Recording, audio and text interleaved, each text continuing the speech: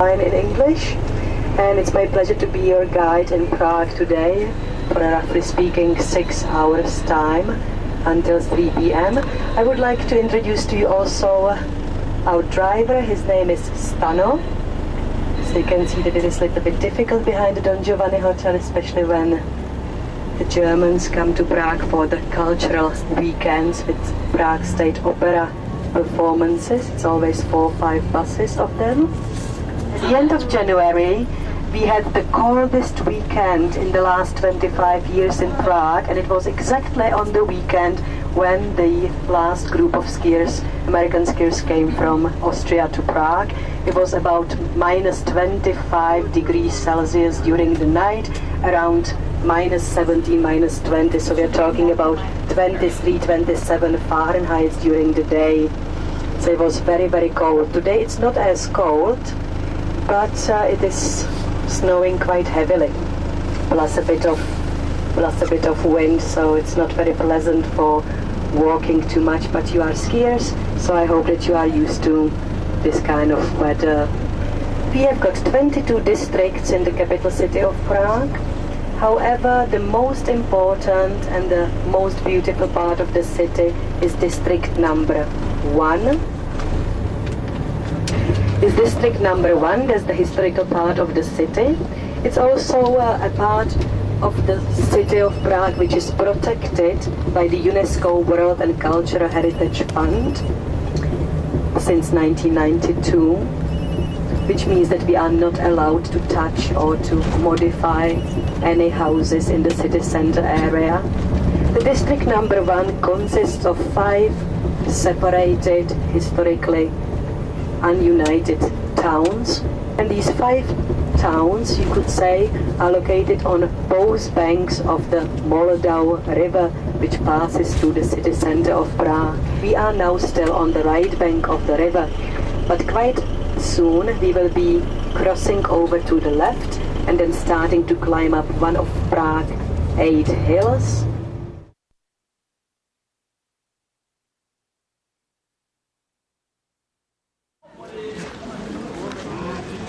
So everybody here, you think, yes? These other 2 don't belong to us, no. Okay. So if you like to take pictures, ladies and gentlemen, this is your only chance to take a picture of St. Vitus Cathedral, of the whole height of it, width and so on.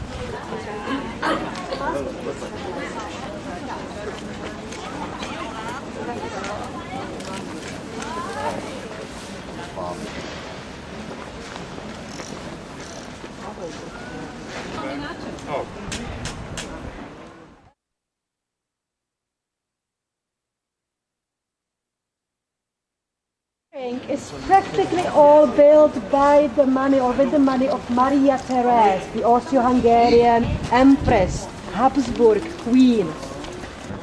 But if you grab him in the butt, he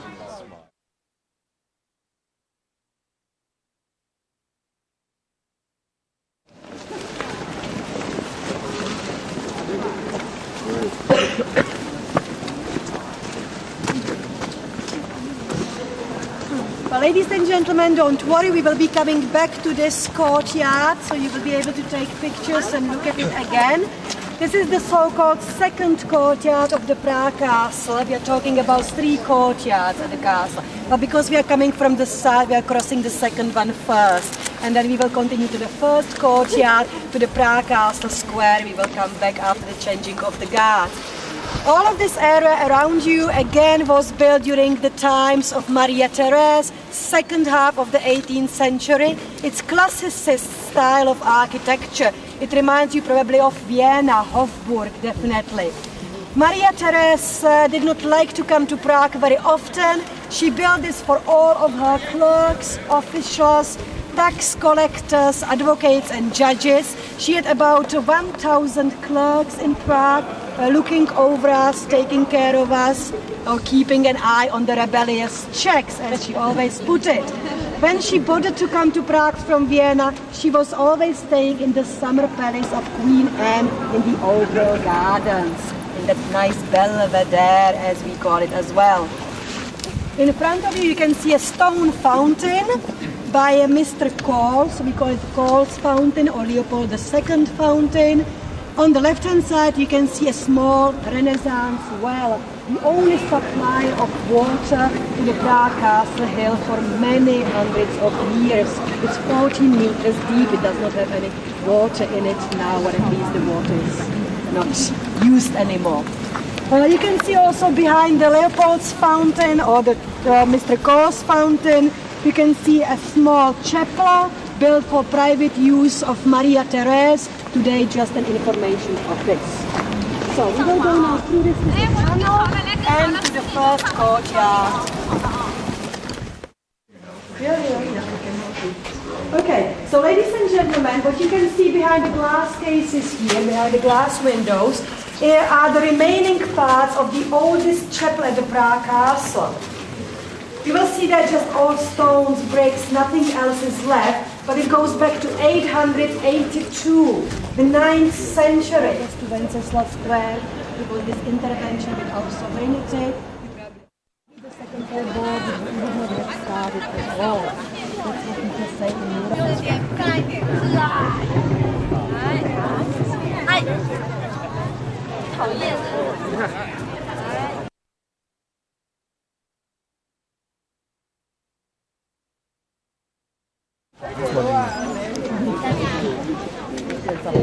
งบน้อยงบประมาณน้อยหน้าหนาว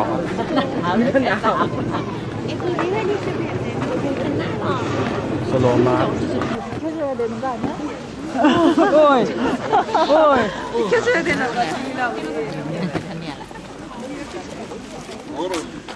คนหน้าหล่อ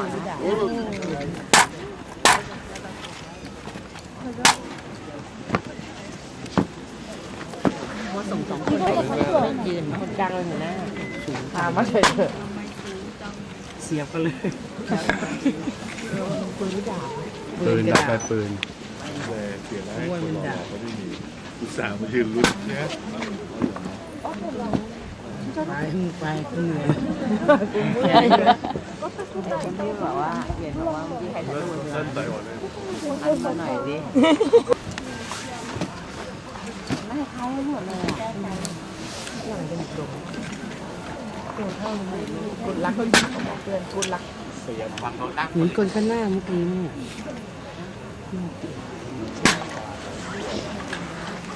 ว่าเดินเสืออยู่ใกล้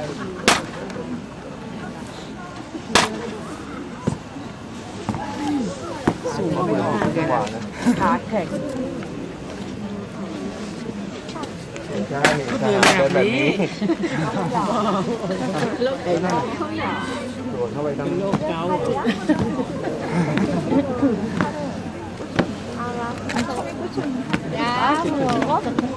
ไอ้ย้อนฐานตกกับจับเองได้아니야 저 사람이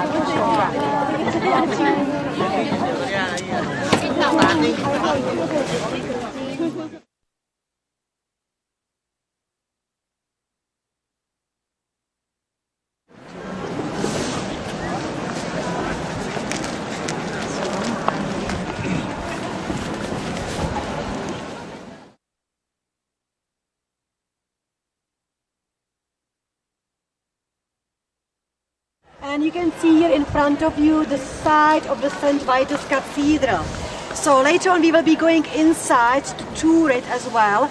But at least from the outside, first of all, you can notice southern tower. We call it the south or the southern tower in front of you.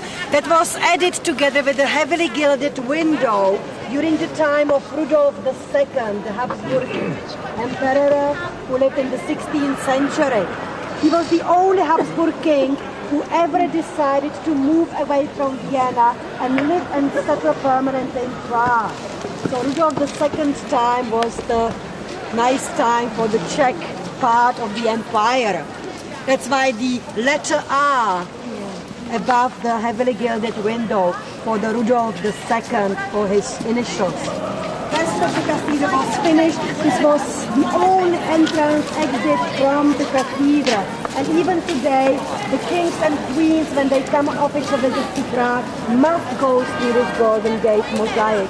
It's made as a mosaic that you know from Venice, from north of Italy, but we made it already in Czech kilns in the 14th century.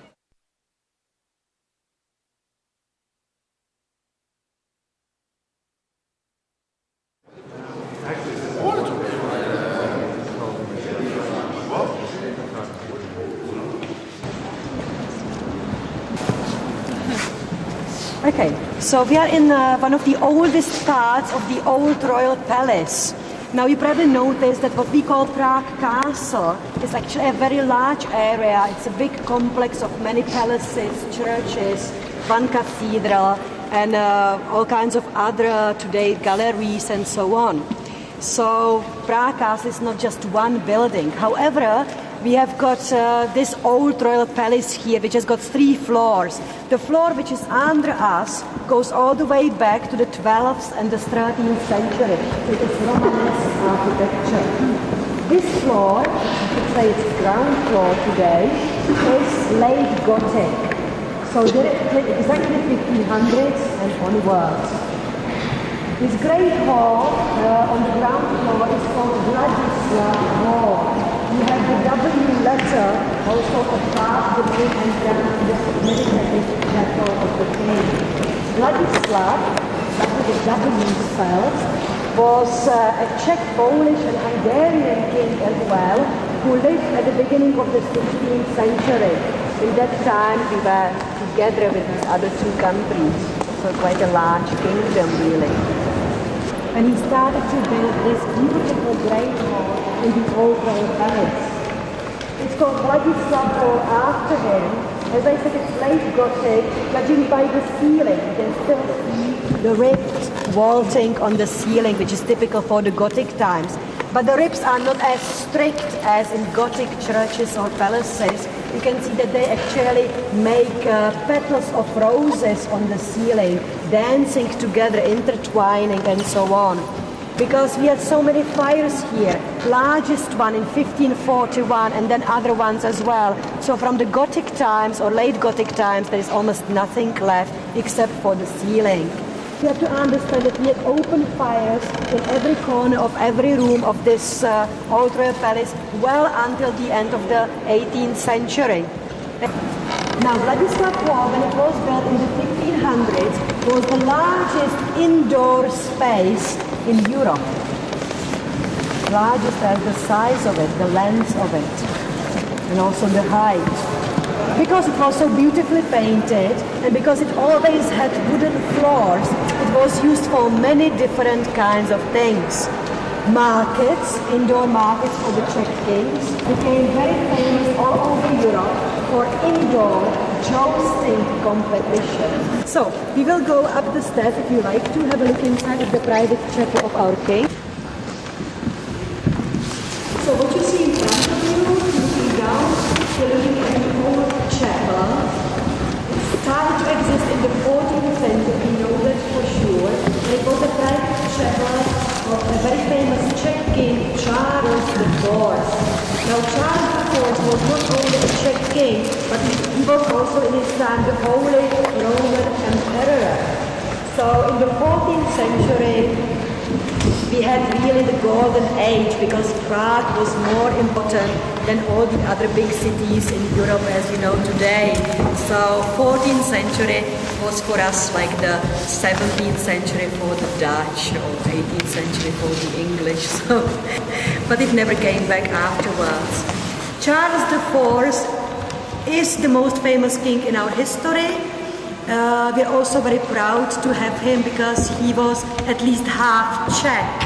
He really came after his mother from the last from the last lady in the Přemyslit in the Blomens Czech royal dynasty, which goes, according to some legends, back to the 6th and 7th centuries in this country. But you can see that almost nothing is left from the Gothic time period from the 14th century, except maybe a very renovated, very modified ceiling anyway. The rest of the furnishings, the altarpieces, the desk or the panel paintings on the side, which are very unusual for a chapel, by the way, are all from much earlier, also from the 18th century renovation of the old royal palace. It's Baroque architecture. It's what Prague is really famous for, Baroque, especially in the churches. So that was his private chapel, Carlos I. Now we will go down the stairs and to the right. It was really just the throne room or the ceremonial hall for the kings and queens, especially from the Habsburg ones when they came to Prague and they needed to sit somewhere with an audience, settle down disputes, pass the new laws. So that was the room for them here. You can still see the throne in front of us, in front of you, in between the windows. The bench on the right-hand side next to the throne was reserved only for the dignitaries of the Roman Catholic Church, so for the Czech archbishop and the most important cardinals and bishops.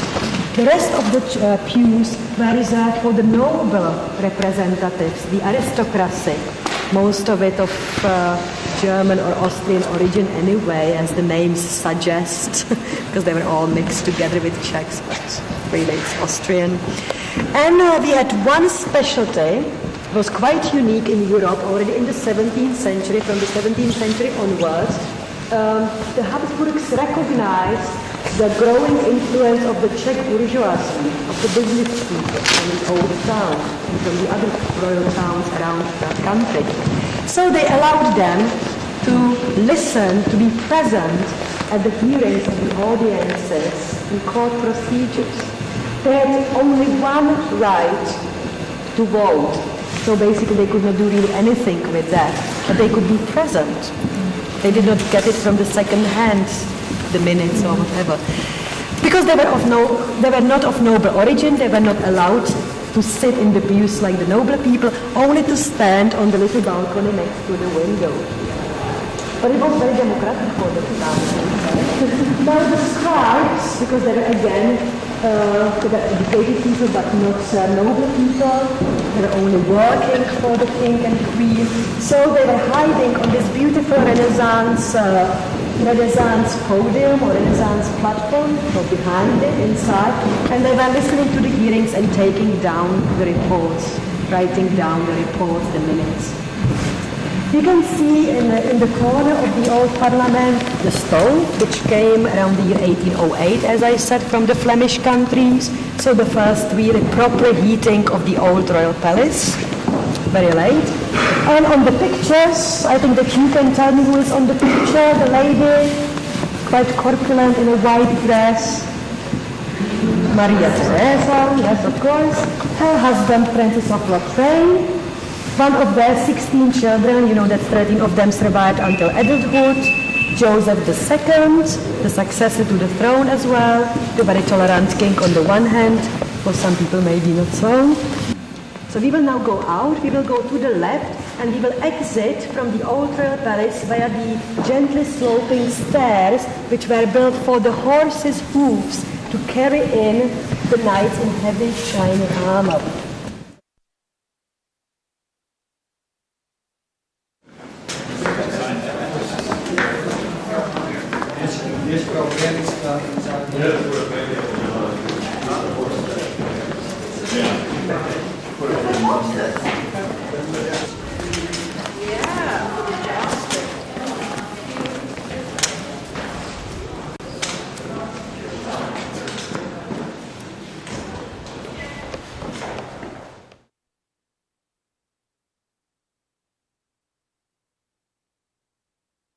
Behind it, you see white steeples behind. completely renovated from just 5 years ago because they started to fall in from the inside, from the outside in, so it was, you had to do something with it.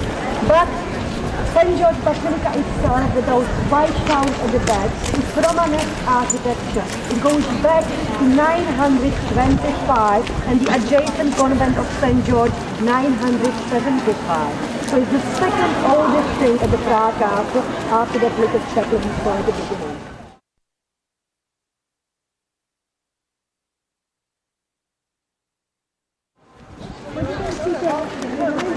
The beautiful part of the St. Vitus Cathedral, late Gothic, original 14th century architecture, and the white little bridge with windows. You can see it goes inside of the cathedral, where it is connecting the cathedral with the old royal palace. It was a tunnel or an overhead passage only for the old Czech royal dynasties to go through the palace, from the palace through the passage into the cathedral for the masses. And you will see later on the balcony where it finishes, the special balcony which was only for the royal family.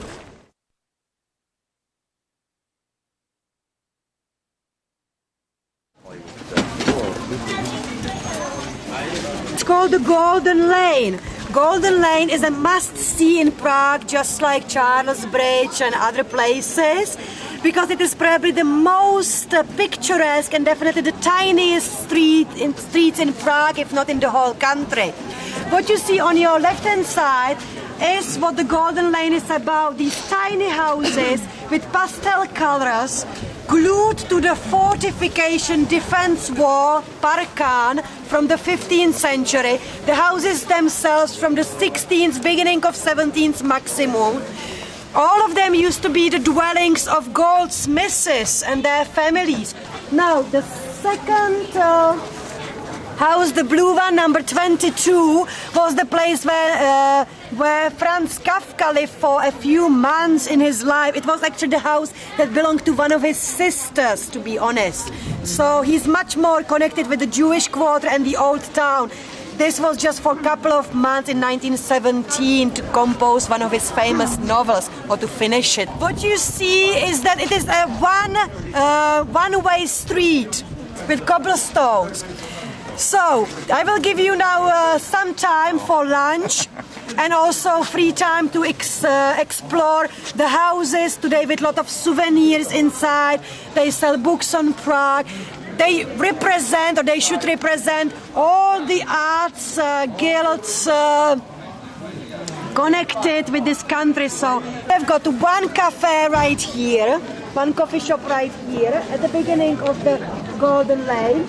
You have to go all the way to the bottom of the street. You find a small staircase and you go through the stairs down. You turn to the right, again to the right, and you are in a big yard with two coffee shops. So 11:45, I'll see you in the courtyard in between those two coffee shops. Oh, okay.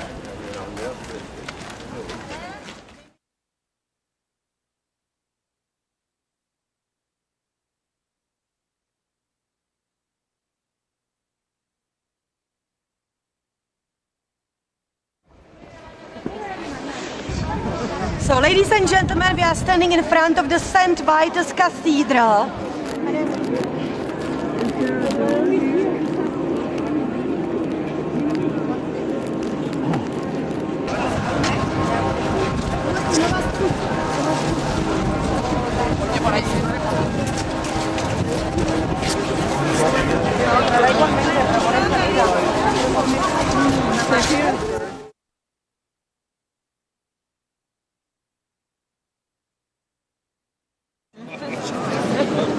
So, ladies and gentlemen, we will not stop here for too long because you can see the scrummage around us.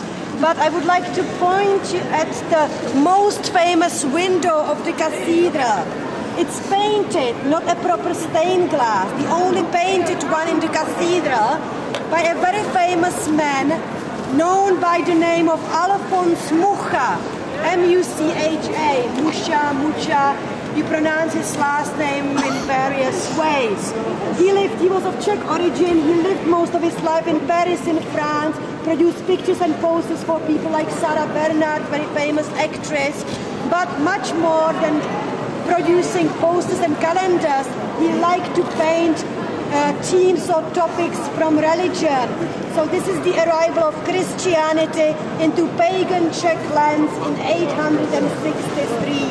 So you have got Saint Cyrillus and Saint Methodius, two Slavic monks that came to us with Cyrillic alphabet, more or less, and with a Roman Catholic Christianity in Slavic language, not in Latin.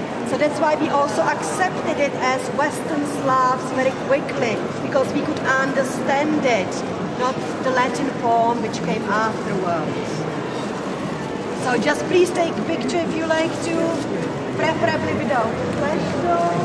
You should have really a proper permission for all the pictures inside.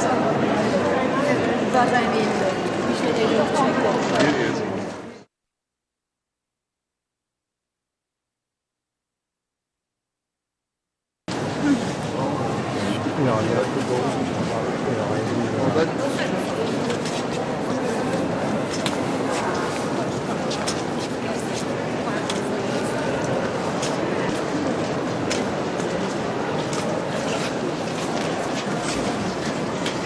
Now the name of this cathedral is St. Vitus, V-I-T-U-S. Actually the name changed a few years ago, and we should be calling it now the Cathedral of St. Vitus, St. Wenceslav and St. Adalbert. Those are three holy patrons of Bohemia that are also buried in the church, or some parts of their bodies are as relics buried in the church. So that was the first big change in the 1990s. The second big change occurred last year in November. I already talked about it. Since that time until today, and it will probably stay like that, it is the property of the Czech Roman Catholic Church. So not anymore a historical landmark in this country, not in the state hands, basically. This original Gothic part goes all the way back to the 14th century. It was started to be built in 1344. The first architect was Matthias of Arras, who was a Frenchman. Unfortunately, Mr. Arras died quite early, and a new person had to be found instead of him to replace him. They looked all over Europe, and they finally found Peter Parler in Schwabig Gmünd. They brought him to Prague, and he established very famous Gothic stonemason workshops. They became the most important workshops in whole central Bohemia. So if you are looking at everything else in Prague and the Bohemian region around our city, our capital city, and you found that places built in Gothic architecture, you can be almost 100% sure it's by Peter Parler or by John Parler, who then later became his son. So Parler's family is the most famous Gothic stonemason family in this country. What you can see around you are these beautiful columns and also the first balcony going around the triforium. Please try to move your head in such a direction that you can see the busts with necks, the human faces with necks on every side of every column. So the inside of every column on the first balcony. The human busts are very realistic, and it's quite difficult for us to believe that they are really original from the 14th century. So, ladies and gentlemen, what you see in front of you is a wooden carved relief. It's from 1630, so just 10 years after the battle on the White Mountain. This battle was very important in our history because it marked the end, the official end of the independent Czech kingdom. From this date on, from 1620 onwards, we were officially part of the Austro-Hungarian Empire, even though we had Habsburg kings here even before that in the 16th century. But those were here only via marriages, so that was regarded okay. These ones took us by force in this battle. They outnumbered the Protestant Czechs in this battle on the White Mountain. We were waiting for the Allies to come and help us. from England and from Germany, the other Protestant countries, they never showed up on the mountain. So we were totally alone there against about 10,000 Roman Catholic Austro-Hungarians. So that was the end for us. But for you, the most important thing about this wooden carved relief is that it shows you the city center of Prague in a fascinating detail.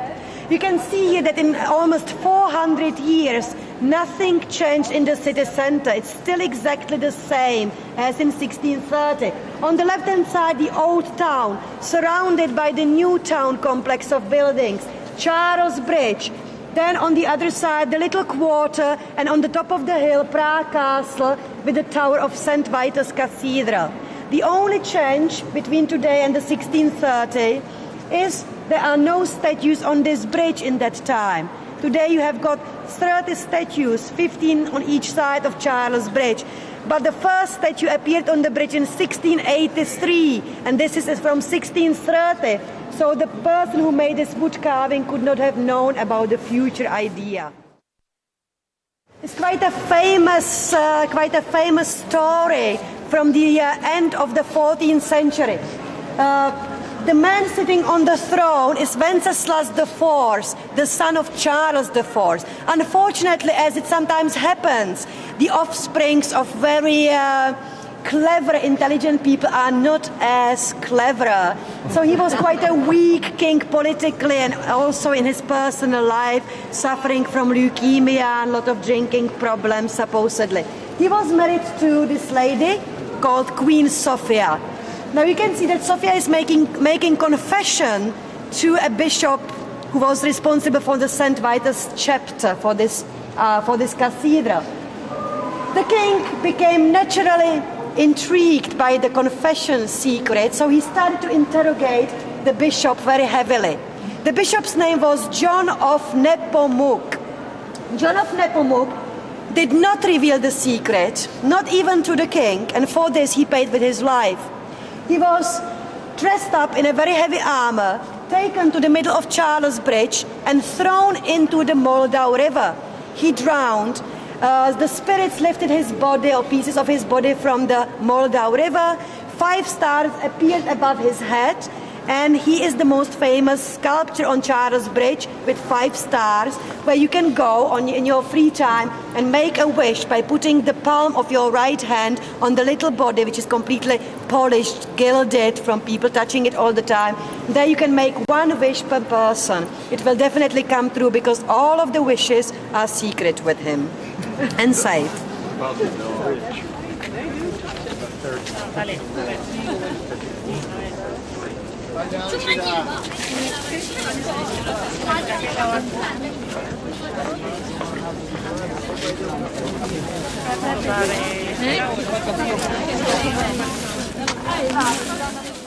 Sculpture, the chip of his holy shoulder is supposedly still inside of this marble box under his feet.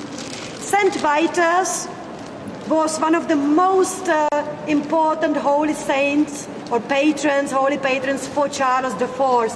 He, I could say, fell in love with the worshipping of St. Vitus when he was in France, educated at his uncle's court as a little boy from the age of 4. So from the age of 5 or 6 he started to really collect all the religious artifacts connected with St. Vitus, and that's why he also decided to call this cathedral after him. They were initially well.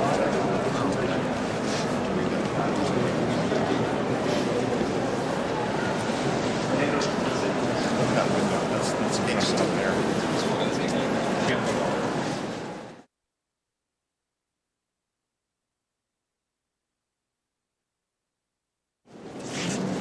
You cannot go inside, it's protected now because it is decorated all the walls with more than 1,300 semi-precious stones, half gemstones, jaspises, chrysoprasts, amethysts, you name it. If you look a little bit carefully, you will see that they are just not ad hocly placed in the walls, but they actually form religious crosses. So you can see crosses all over the walls. The rest of the walls are painted 31 scenes from the life of good King Wenceslas. Everything in the chapel is dedicated to him, including the statue of the knight in shiny armor. That's good King Wenceslas himself. And also the red painted coffin with the golden ornaments on the pedestal is the coffin where inside you will find still the remaining parts of good Wenceslas's body. The King Wenceslas was killed, as I said, by his own brother just when he was about to enter another church in Stará Boleslav, not too far away from Prague. It was regarded as unholy, terrible tragedy, terrible death, because he was almost on the holy ground in that time. So people were really, really very angry with what happened to their beloved king. Boleslav killed his own brother simply because he wanted to become the next Czech king, and he did not want to follow the peaceful politics of his brother. At the back of the chapel on the right hand side you can see a very decorated door, very small door on the right hand side behind the coffin at the end of the chapel. You need 7 keys to open the chapel door, and you would be in the coronation chamber, the place where until today the the royal jewelry, the royal jewels, crown jewels for the Czech kings.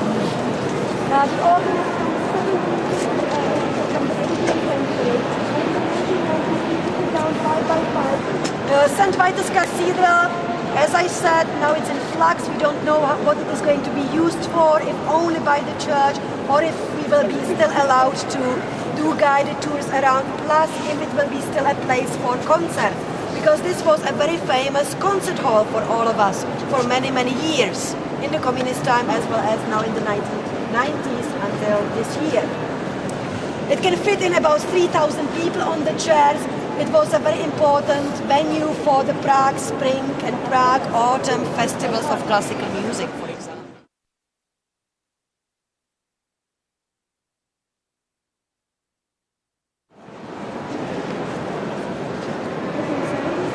It's the largest stained glass window in the cathedral. We call it Czech Rosetta, or round window. It's from 1925, painted by Mr. Kysela. And it shows you the creation of the world from the Old Testament, so from the Bible. Very beautiful. It has got 12.5, 12.6 meters in a diameter, in size comparable to the round window of Notre Dame of Paris.